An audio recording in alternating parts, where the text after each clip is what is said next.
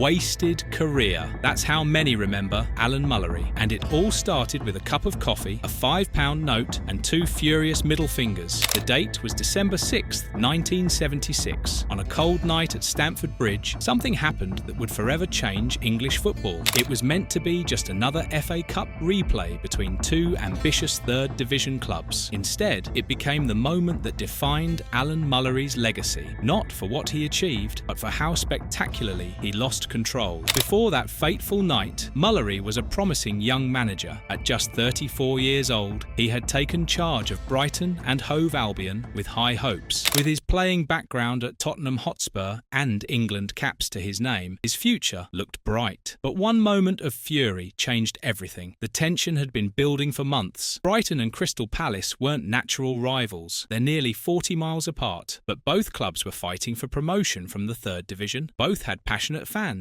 and both had ambitious young managers with a past. Terry Venables, 33, took charge at Palace in May 1976. Mullery followed at Brighton just 2 months later in July. Their history added spice. Back at Tottenham, Mullery had been appointed club captain ahead of Venables, who served as vice-captain. This created a competitive edge between them. Now, as managers, they were eager to outdo each other. The FA Cup first-round draw pitted them against each other. The first match at Brighton's Goldstone Ground ended in a tense 2-2 draw. After the game, Mullery complained about Palace's negative tactics. The replay at Selhurst Park also ended in a stalemate, 1-1. With penalty shootouts not yet used to decide cup ties, a second replay at a neutral venue was required. Stamford Bridge was chosen, but poor weather led to 2 postponements. This delay only increased the anticipation and tension. When the match finally went ahead on December 6th, the atmosphere was electric. Palace took an early lead through Phil Holder. As the match progressed, Brighton pushed for an equaliser. Then came the first flashpoint. In the 73rd minute, Brighton's Ian Mellor headed the ball past Palace goalkeeper Paul Hammond and into the net. Brighton celebrated, but referee Ron Challis disallowed the goal, awarding Palace a free kick for an alleged handball by Brighton forward Peter Ward. Mullery was furious. He later claimed the referee was the only one out of 14,000 people who saw Ward handle. Years later, Palace defender Jim Cannon reportedly admitted to pushing Ward into the ball, suggesting the handball wasn't intentional. Just minutes later, with about 13 minutes remaining, Brighton were awarded a penalty after Chris Catlin was fouled inside the area by Palace's Barry Silkman. Brighton captain Brian Horton stepped up and converted the spot kick. The scores were level, but then chaos. Challis ordered the penalty to be retaken, citing encroachment into the penalty area before the kick was taken. Brighton players erupted in protest. They argued any encroachment was by Palace players trying to gain an advantage, or even that Palace players had deliberately pushed Brighton players into the box. Brighton defender Graham Cross specifically accused Palace's Ian Evans of pushing him. Their protests failed. Horton was forced to retake the penalty, and this time Palace keeper Paul Hammond saved it, preserving Palace's lead. They held on to win 1-0, knocking Brighton out of the FA Cup. The final whistle triggered Mullery's infamous meltdown. He marched onto the pitch to confront referee Challis, demanding an explanation for the penalty retake decision. Challis refused to discuss it on the field of play. As Mullery turned away toward the players' tunnel, Palace fans jeered him. Then a Palace supporter allegedly threw a cup of hot coffee over the Brighton manager. This was the moment Mullery snapped. Dripping with coffee and blind with rage, Mullery reached into his pocket and pulled out money. Accounts vary on the exact amount, described variously as change, coins, about 30 pence, a fiver's worth of notes change, or simply a £5 note. He hurled it onto the ground, some reports say into a puddle, shouting the now infamous words, "That's all you're worth, Crystal Palace." But Mullery wasn't done. He compounded the insult by flicking V signs toward the Palace supporters. Some accounts specify he used both hands. The scene became so chaotic that police officers had to restrain Mullery and escort him away for his own safety. The confrontation allegedly continued off the pitch. Several reports claim Mullery later entered the Crystal Palace dressing room, threw a £5 note onto the floor in front of Venables and repeated the insult. "Your team's not worth that." In the aftermath, Mullery showed little remorse. He told reporters he was furious about the refereeing decisions that had cost his team. Meanwhile, referee Challis needed a police escort to leave Stamford Bridge safely, past groups of angry Brighton supporters. The Football Association swiftly charged Mullery with bringing the game into disrepute for his conduct, specifically citing his confrontation with the referee, the offensive gestures towards supporters, and the throwing of money. He was fined. Some sources say £75, others say £100, but the damage to his reputation was far greater than any financial penalty. What happened that night transformed a budding sports rivalry into something much deeper. Brighton fans began calling themselves the Seagulls around this time, reportedly in direct response to Palace's Eagles nickname, replacing their previous Dolphins moniker. The geographical distance between the clubs made the rivalry unusual, but the intensity of feeling needed no excuse. For Brighton fans, Mullery's actions represented defiance against perceived injustice. For Palace supporters, it was the embarrassing tantrum of a manager who couldn't accept defeat. Either way, the moment transcended the result of the match. The rivalry only grew in the following years. In 1979, Palace dramatically pipped Brighton to the second division title on the final day of the season. Then, in 1982, in one of football's strangest twists, Mullery was appointed Crystal Palace manager. The decision provoked anger and boycotts among Palace fans. His tenure was unsuccessful, notably including defeats in both matches against Brighton. Through the decades, Brighton and Palace continued to produce controversial matches. In 1985, a game marred by violence saw Brighton's Jerry Ryan suffer a career-threatening triple leg break following a challenge. In 1989, a bizarre league match at Selhurst Park witnessed referee Kelvin Morton award 5 penalties, 3 to Palace, 2 to Brighton, in just 27 minutes. Most recently, the 2013 Championship playoff semi-final saw Palace triumph 2-0 on aggregate, with the second leg marked by the infamous Poogate incident, where excrement was discovered smeared in the away dressing room at Brighton's Amex Stadium. Today, Alan Mullery is 83 years old. In later interviews, he expressed frustration with how the 1976 incident overshadowed his career. He called the persistent attention ridiculous and a waste of time. He feels it unfairly overshadowed his broader 12-year managerial career, which included taking Brighton from the third division to the first. Mullery often tried to reframe the issue, attributing the intensity primarily to his personal rivalry with Venables, tracing its roots back to their competitive dynamic as Tottenham teammates. In his view, the specific events of the FA Cup match were secondary to this underlying managerial duel, but his attempts to minimise the incident stand in stark contrast to its undeniable legacy. The image of him, defiant and furious, making V signs toward Palace fans, coupled with the cutting "that's all you're worth" quote, remains an indelible and often celebrated part of football history. When Mullery became a manager, he had dreams of trophies, promotions, and respect. Instead, his career became defined by one moment of lost control, while he achieved success in taking Brighton to the top division. Ask most football fans about Alan Mullery today, and they'll mention the coffee, the coins, and the contempt before anything else. The man who began with such promise became a cautionary tale. Mullery's actions that night at Stamford Bridge went beyond simple frustration. They crossed a line that forever linked his name with controversy rather than achievement. That's the tragedy of Alan Mullery. He wanted his legacy to be about his accomplishments on the pitch and in the dugout. Instead, his name is forever connected to a moment of rage, all because of a disallowed goal, a retaken penalty, a cup of coffee, and a handful of change. Alan Mullery's name is now part of football's wildest feud. He says people should forget it, but fans never will. His career wasn't wasted because of lack of talent. It was wasted because in one crucial moment he couldn't control his temper, and English football has never forgotten.